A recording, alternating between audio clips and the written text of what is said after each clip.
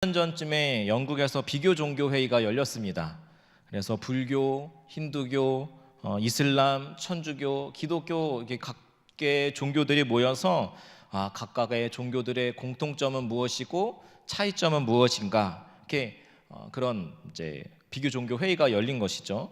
그래서 이제 C.S. 루이스라고 하는 교수 겸 저술가였던 분이 이제 발표를 해야 해서 이제 한 방에 들어갔는데 잘못 들어간 거예요. 그래서 들어가 봤더니 마침 그 방에서 다른 종교와 기독교의 차이점이 무엇인가가 한창 열띠게 토론이 되어지고 있는데 결론이 내려지지 않고 있었습니다. 마침 C.S. 루이스가 웃으면서 또 자기가 맡은 순서가 있기에 다른 방으로 가면서 나올 때 한 그의 한마디가 그 방에서의 결론이 되었다고 합니다. 여러분, 은혜가 아니겠습니까? 여러분, 한국 사람들이 믿는 기독교 기복적인 불교, 변질된 불교 말고 진짜 불교는 수행을 쌓으면 윤회의 사상을 뛰어넘어서 신의 경지인 해탈을 통해서 누구든지 부처가 될 수 있다라고 이야기합니다. 힌두교도 마찬가지고 다른 기타 여러 종교들은 동일하게 그것을 이야기합니다.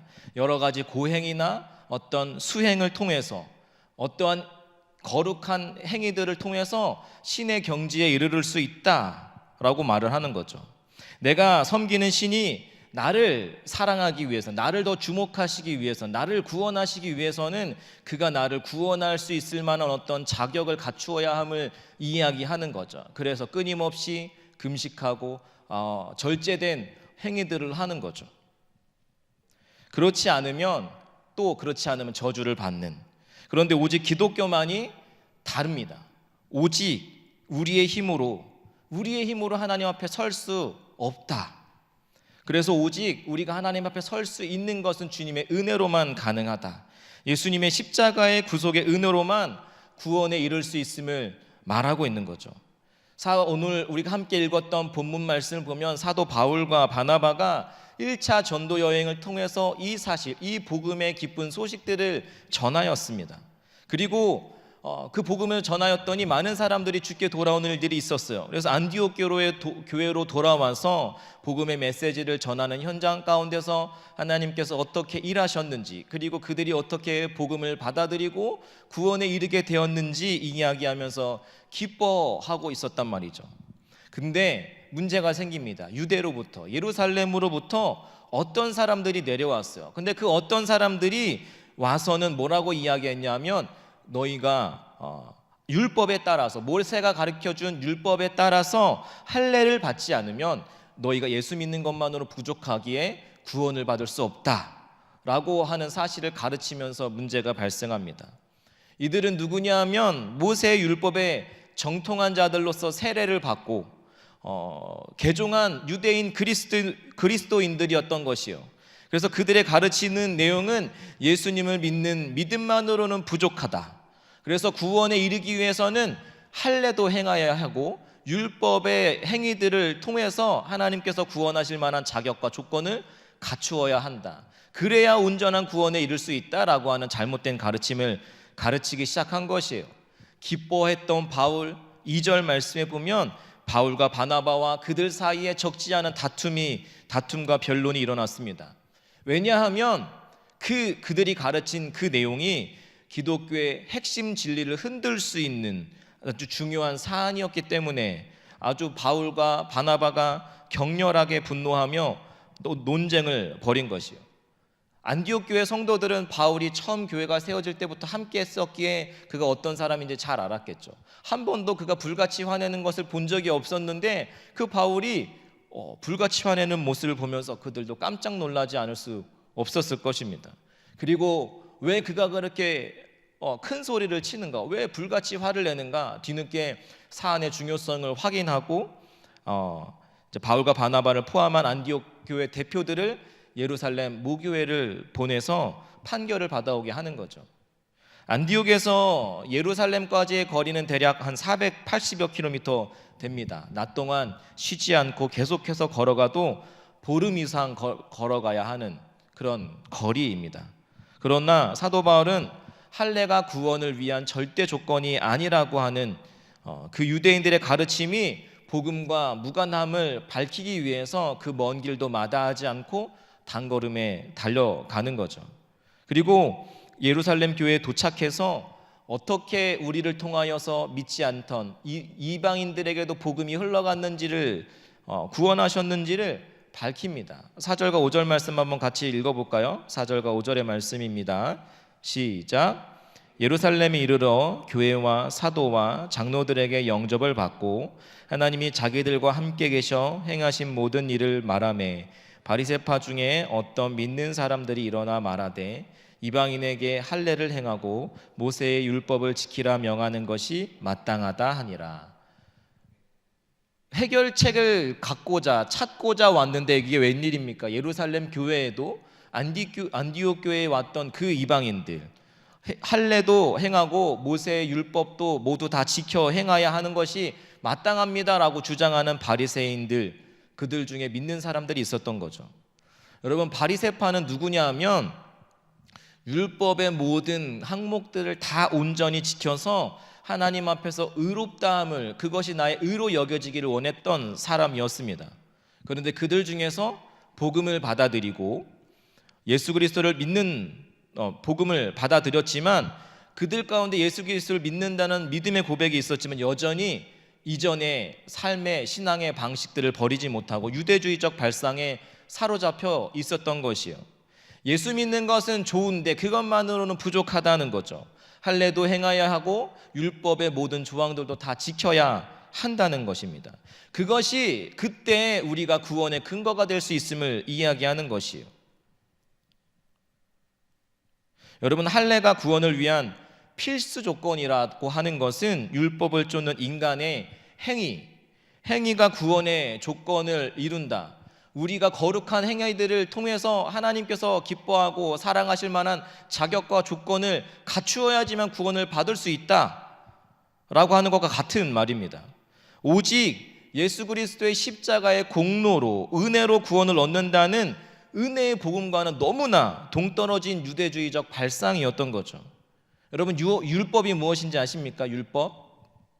율법이라고 하는 것은 하나님께서 모세 선지자를 통하여서 이스라엘 백성들에게 주신 언약의 말씀입니다. 무엇을 하라, 무엇을 하지 말라와 같은 십계명, 제사법, 정결법, 민법, 형사법 등이 있었어요. 이 율법으로는 하나님의 원하시는 그 모든 율법들을 다 지켜야지만 하나님께서 원하신 의의 기준에 도달할 수 있는 거죠. 하나님은 완전하신 분이십니다. 믿으십니까? 그래서 우리의 행위로, 나의 어떤 열심으로 하나님께서 원하시는 그 완전한 기준에 도달하기 위해서는 어떠해야 하느냐?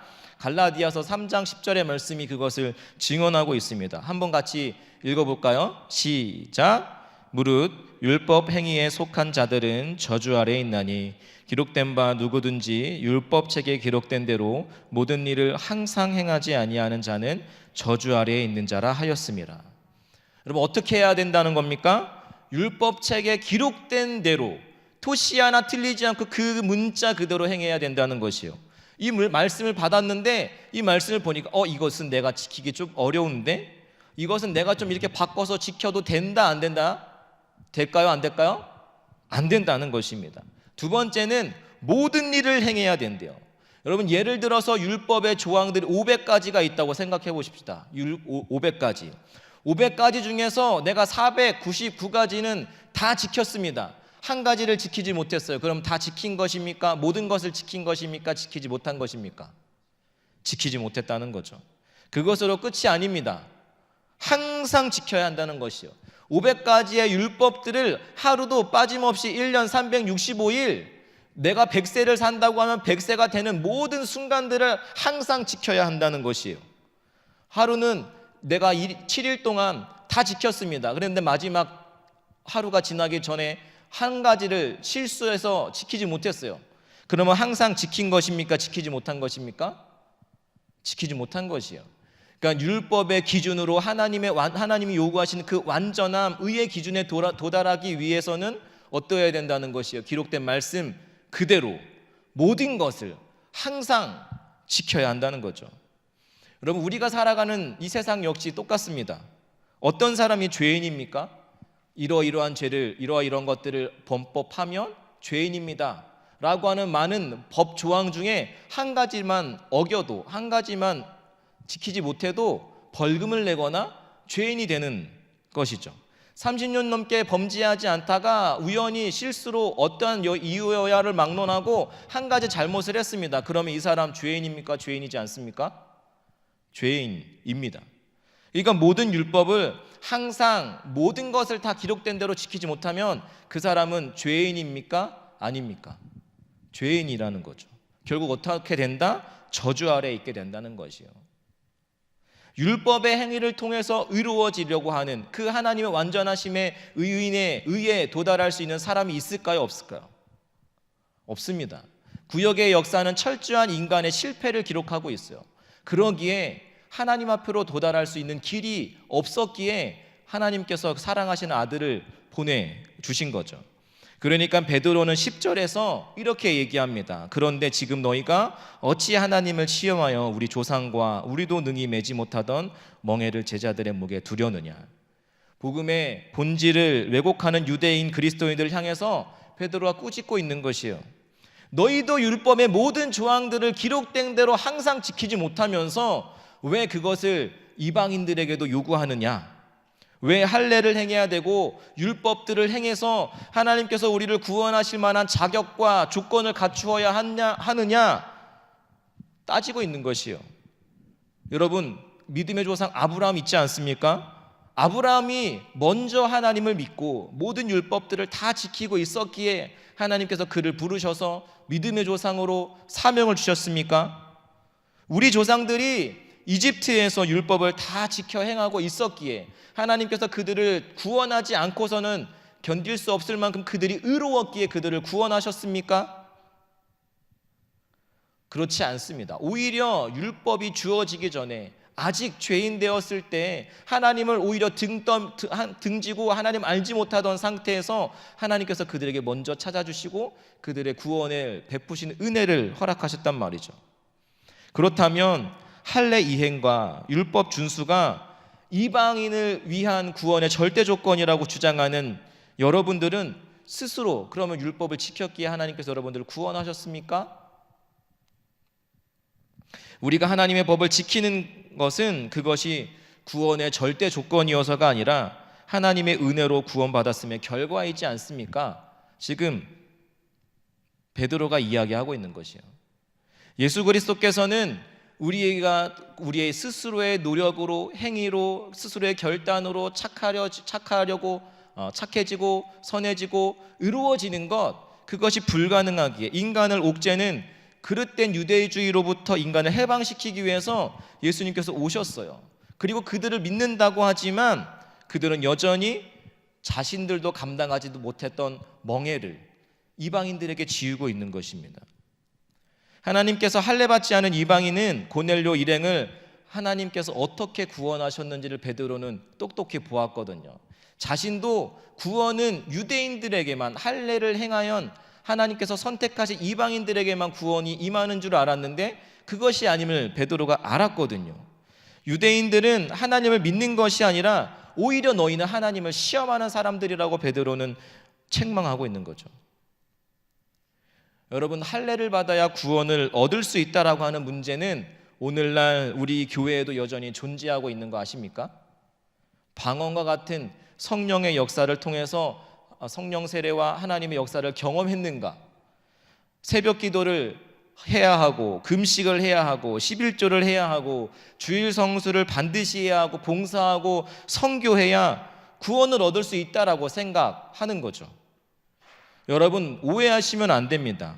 우리가 예배에 빠지지 않고 봉사하고 순을 섬기고 사역을 하는 것, 그것은 구원받기 위한 전제 조건이 아닙니다. 구원받기 위해서 나의 착함과 의로움과 선함을 쌓기 위해서 그러한 일들을 행하는 것이 아니라는 것이에요. 우리는 오직 하나님의 은혜로만 구원에 이르게 됩니다.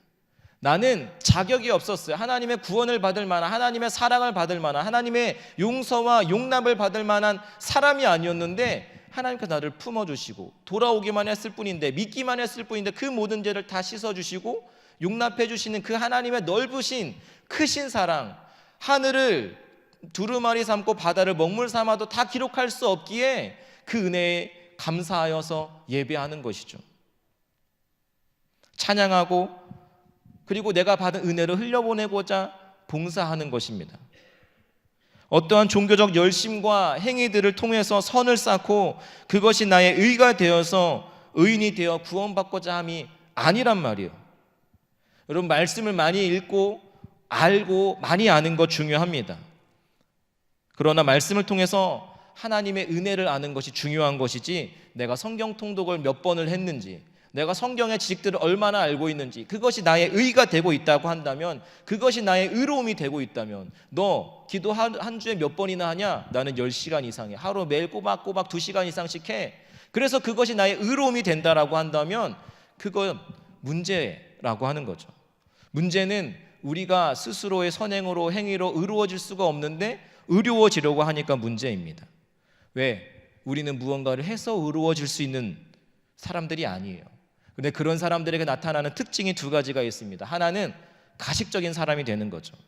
내가 의로워질 수 없는데 이런 행위를 해서 의로워질 수 있다라고 하는 생각을 하니까, 나는 선해질 수 있어, 나는 나의 어떤 선함으로 열심으로 어떤 종교적 행위들을 통해서 의로워질 수 있다라고 생각하는 사람들은 내가 스스로 그렇게 되고 있지 못하지만 그것이 가능하다고 생각해서 다른 사람들 앞에서 가식적인 사람이 되는 거죠. 자기도 알거든요, 내가 어떤 사람인지. 그런데 교회에 와서는, 이 자리에 와서는 다른 사람들에게 내가 의인같이 보이기 위해서 가식을 떠는 거죠. 의로워진 사람이 된 것처럼 보이도록 가식적인 신앙생활을 하는 것이에요. 반대로 여러분, 또 어떤 일이 벌어지냐면 낮은 자존감과 죄책감에 시달리며 살아가는 것이에요. 왜?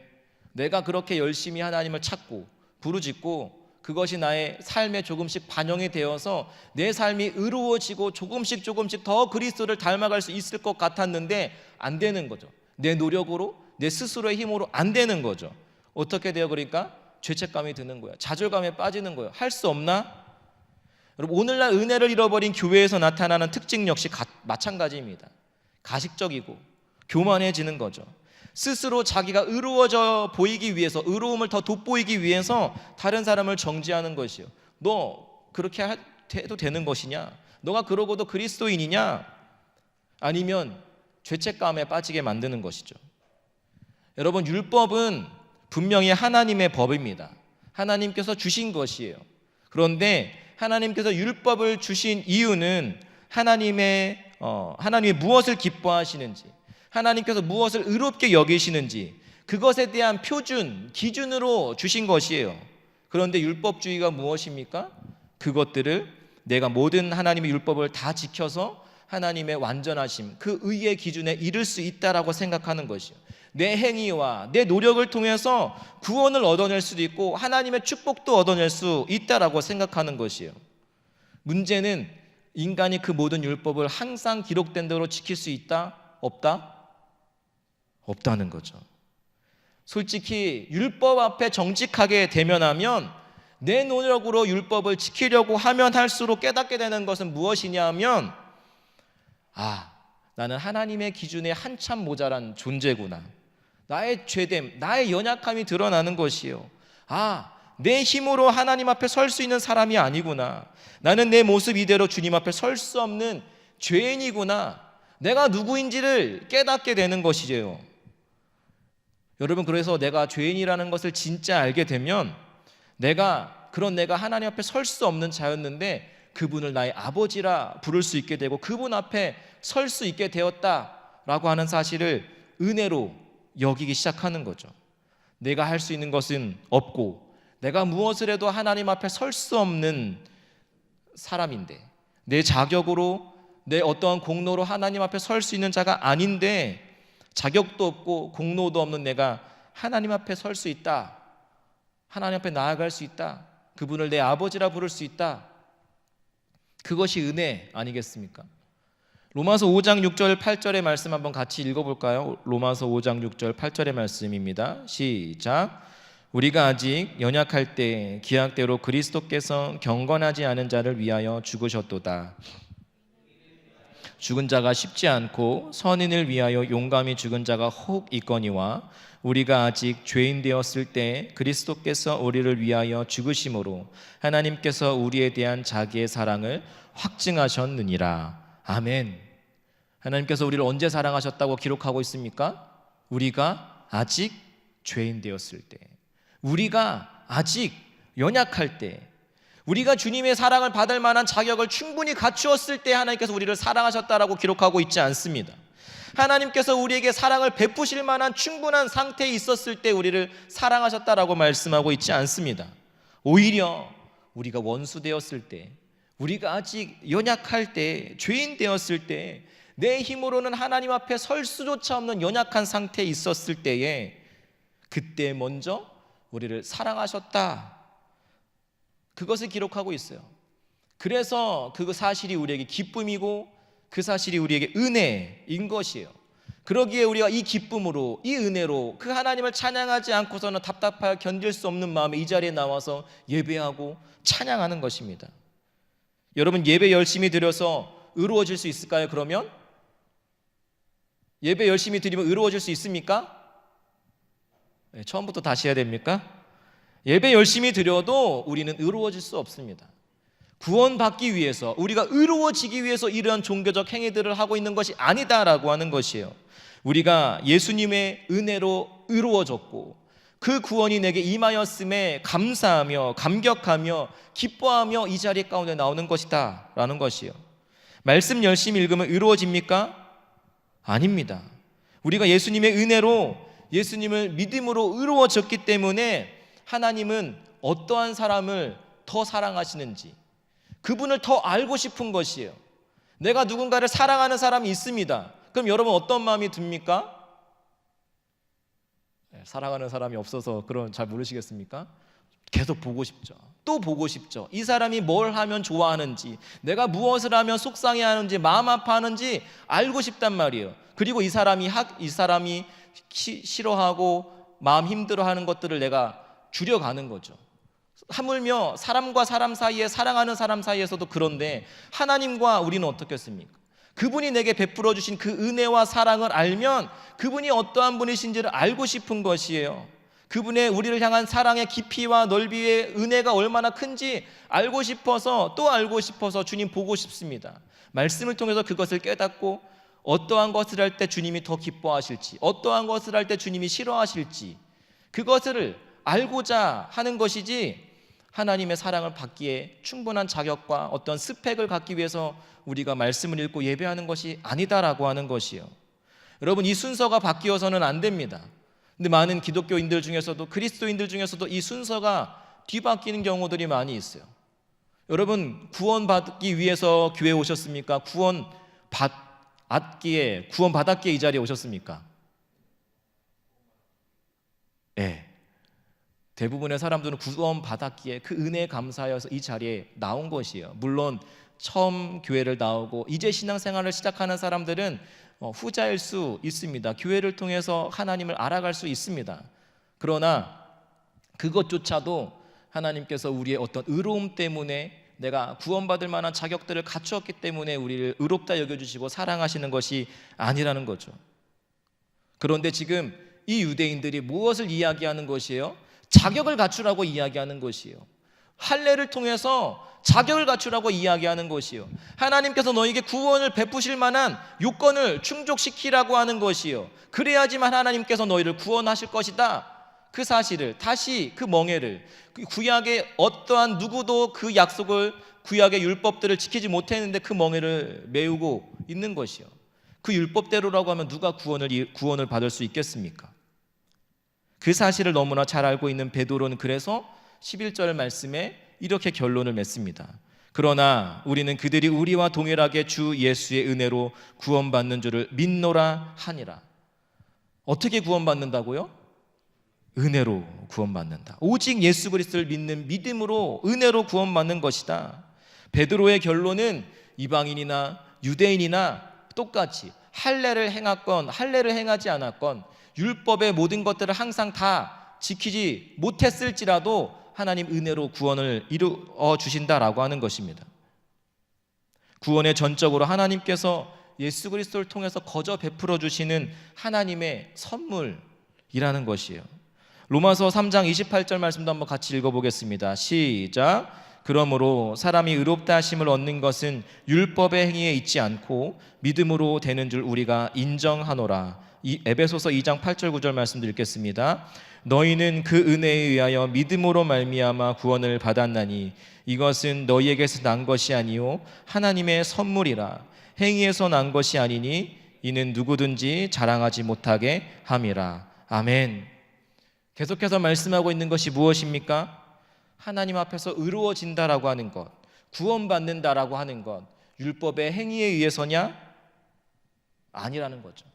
은혜로만, 오직 은혜로만, 하나님께서 우리에게 주신 선물과 같은 은혜로 믿어진다는 거죠. 믿음조차도 아무에게나 주어지는 것이 아니라 하나님의 선물로 주시는 것입니다. 여러분, 저와 여러분은 이 세상에 사는 누구도 예외 없이 한 번 언젠가는 예수님 앞에 서게 될 날이 반드시 오게 되어 있습니다. 여러분, 그때 무엇을 말씀하시겠습니까? 내가 너를 천국 문에 들어보내 주어야 할 이유가 무엇이겠느냐라고 물으실 때 여러분 뭐라고 대답하시겠습니까? 죄인이냐 의인이냐 거기서의 판결이 영원한 천국 가운데 하나님과 기쁨 가운데 거하느냐, 슬픔도 없고 눈물도 없고 아픔도 없고 애통도 없는 그곳에서 영원히 축복된 삶을 살아갈 것이냐, 아니면 죽을 수도 없고 아파도 힘들어도 고생스러워도 죽을 수 없는, 그러나 고통은 고통대로 느끼는 영원한 지옥불에 떨어지는 의인이냐 죄인이라고 하는 그 갈림길에 섰을 때 내가 너희를 천국문에 들어보내 주어야 할 이유가 무엇이냐라고 물으실 때 여러분 뭐라고 대답하시겠습니까?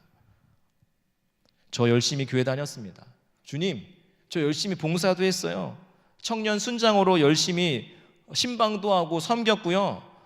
10의 1을 꼬박꼬박 드렸어요. 새벽마다 기도도 했고 하나님 앞에 나름대로 열심히 선하게 살려고 봉사도 하고 가난한 사람도 돌보며 살았습니다. 이런 봉사 저런 봉사도 했습니다. 여러분, 그것으로 하나님 앞에 설 수 있는 사람은 없습니다.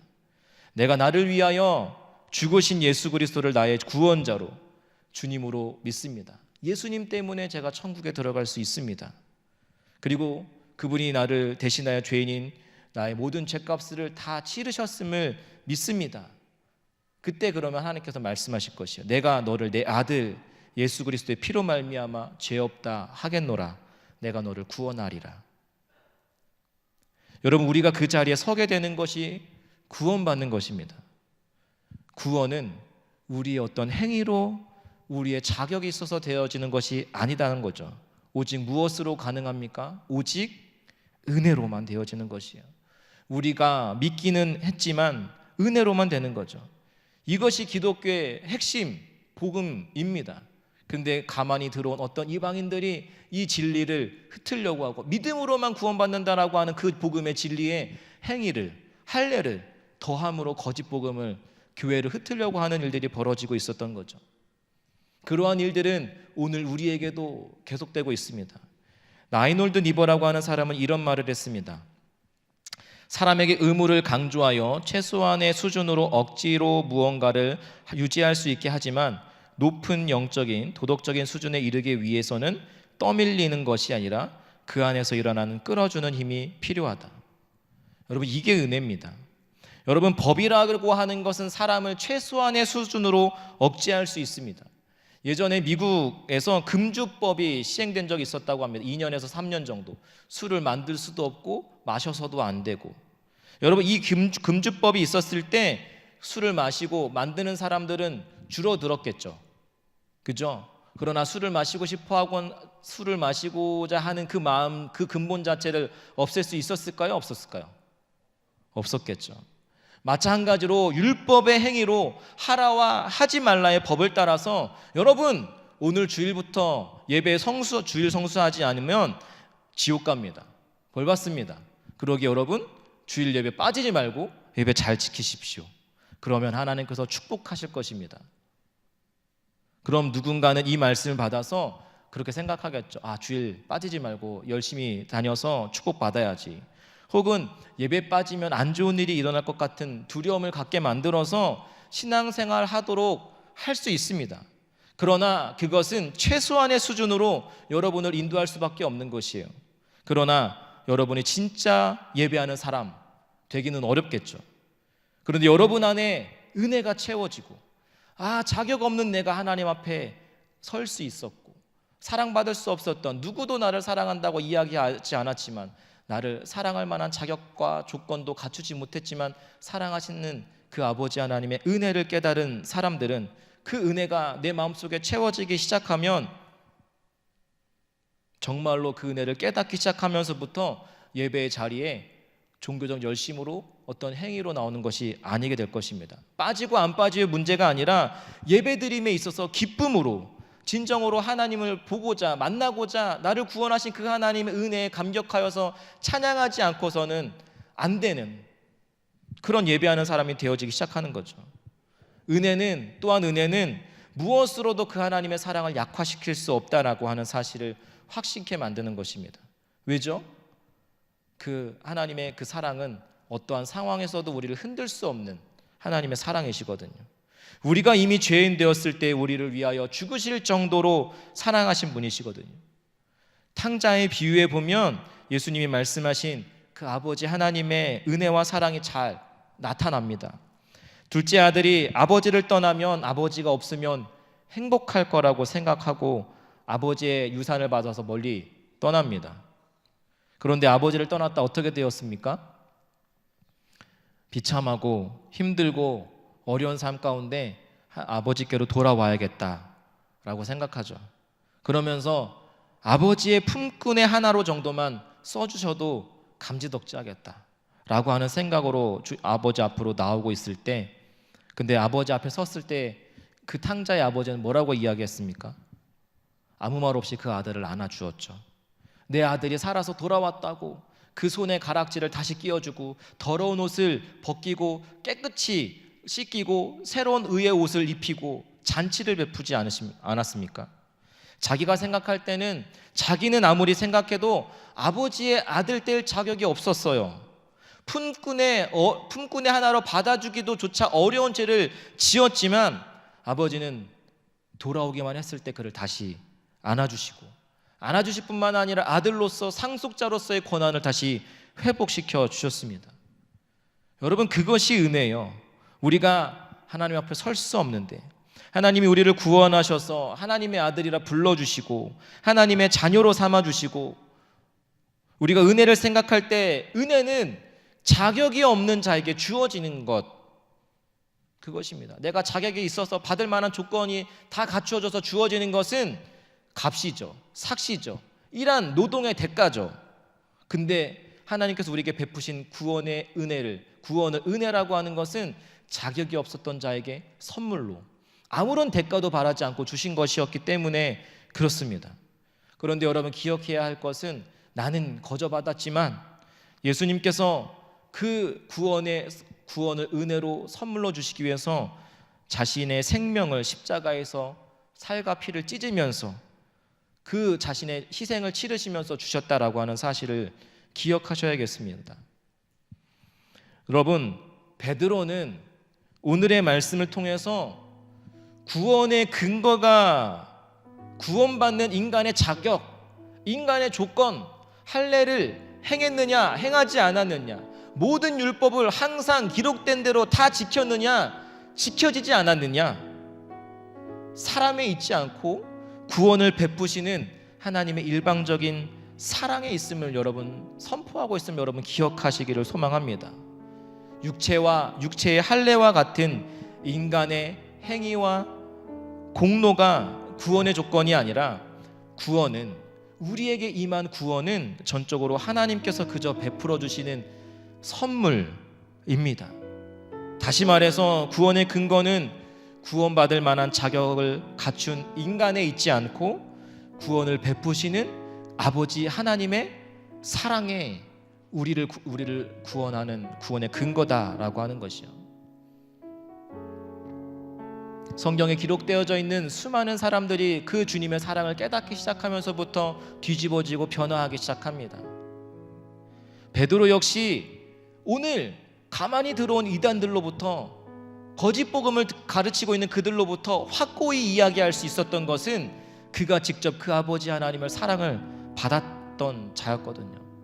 막 잘난 척하면서 여기 있는 사람들 주님 다 떠난다고 할지라도 저는 죽기까지 주님 따르겠습니다. 큰 소리 빵빵 쳤지만 결정적인 순간에 베드로 여인의 말 한마디에 죽음이 두려워서 예수님을 부인으로 끝난 것이 아니라 저주까지 하지 않습니까? 그리고 예수님 다시 부활하셔서 다시 살아나셔서 얘들아 내가 약속한 대로 부활했어, 살아나심을 그들에게 확실하게 증거했음에도 불구하고 그를 불러냈던 3년 전 그 바닷가로, 디베라 바닷가로 고스란히 도망치고 배신했던 사람 아닙니까? 그 베드로 예수님께서 방치하셨습니까? 내버려 두셨습니까? 아니요. 다시 그 배신을 생각만 한 것이 아니라 몸으로 실천에 옮겼던 그 베드로에게 찾아오셔서 다시금 내가 나를 사랑하느냐 물으셨습니다. 그리고 본인이 피값 주고 사신 그 어린 양들을 다른 사람에게 맡기지 않고 배신하였던, 아무런 자격과 조건을 갖추지 못했던 그 베드로에게 맡기셨습니다. 베드로의 마음속에 그런 생각이 들었겠죠. 왜 나를 이렇게 사랑하시지? 세상은 사랑할 만한 사람, 세상이 사랑할 조건, 내가 좋아할 만한 조건들을 갖춘 사람들을 사랑하는데 나는 아무리 봐도 주님이 나를 사랑할 만한 자격, 조건, 나에겐 아무것도 없는 왜 나에게 계속 찾아오셔서 사랑하시되 끝까지 사랑하는 사랑으로 인도하시지? 주님의 사랑이 아니고서는 설명이 될 수가 없는 거죠. 그 사랑을 깨닫기 시작하면서 베드로는 복음서에 나타난 베드로와 사도행전에 나타난 베드로의 모습 완전히 달라집니다. 사도 바울 역시 고린도전서 15장 9절 11절 말씀에서 뭐라고 이야기하냐면 나는 사도 중에서 가장 작은 자입니다. 사도라고 일컬음 받을 수조차 없는 자입니다. 왜? 나는 예전에 어떤 사람이었냐면 교회를 핍박하고 박해하고 예수 믿는 사람들 찾아서 죽이는 사람이었습니다. 사도 바울은 누구보다 나 자신을 잘 알고 있었거든요. 누구보다 하나님 앞에 죄인으로 설 수 없는 자, 오히려 저주받아 마땅한 자였는데 그에게 찾아오셔서 내가 너를 사랑한다고 말씀하시는, 그리고 용서를 해주시는 그 아버지의 사랑을 바울이 경험하게 되면서 그 예수님을 믿기만 했더니 이전의 모든 더러움이 씻어지고 이전 것은 지나갔으니 보라 새 것이 되었도다, 새로운 피조물로 칭해 주심을 그가 경험하게 된 것이에요. 그리고 나서 그가 뭐라고 고백합니까? 나 된 것은 다 오직 주의 은혜다. 내가 누구보다 수고하고 애썼지만 그 모든 것으로도 얻을 수 없었지만 하나님께서 선물로 주신 그 은혜로 나 된 것은 주님의 은혜임을 바울이 고백하게 된 것입니다. 그래서 우호라 나는 공고한 자도로다.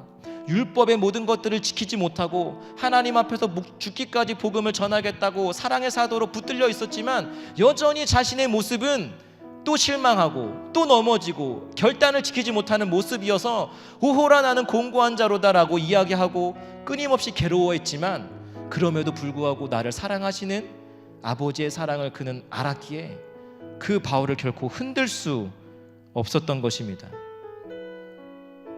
이 자리에 예수 믿을 만한 자격 갖추어서 이 자리에 있는 사람 아무도 없습니다. 내가 무엇을 했기 때문에, 어떠한 자격을 갖추었기 때문에 이 자리에 있는 사람 아무도 없습니다. 오직 십자가의 은혜로 구원받은 자로 우리가 이 자리에 서 있는 줄로 믿습니다. 그런데 우리가 그 은혜를 누리지 못하는 거죠. 우리가 이미 받은 은혜가 있는데 그것을 누리지 못하는 거죠.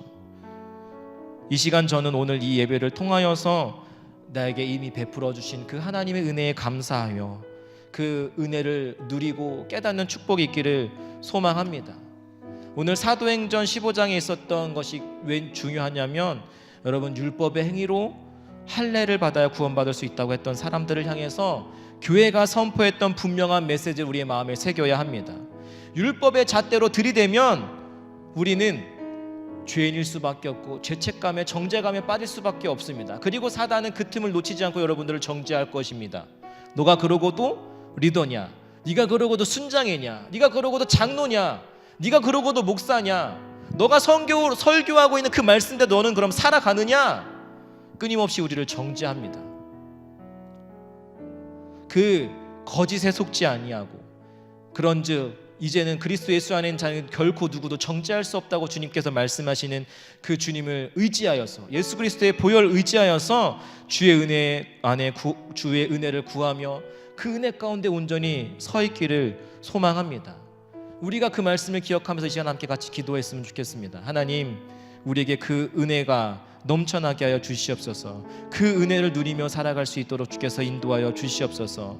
그 이전에 잘못 알고 있었던 율법의 어떤 행위들을 통해서 의로워지려고 했었던 모습들이 있었다라고 한다면 오직 하나님만, 오직 나의 공로가 아니라 예수 그리스도의 공로로만 주님 앞으로 나아갈 수 있음을 기억하며 하나님, 주님의 의만, 주님의 십자가만 바라기를 소망합니다. 주님, 그래서 내게 그 의를 허락하여 주시옵소서. 함께 같이 기도하며 나아가겠습니다. 기도합니다.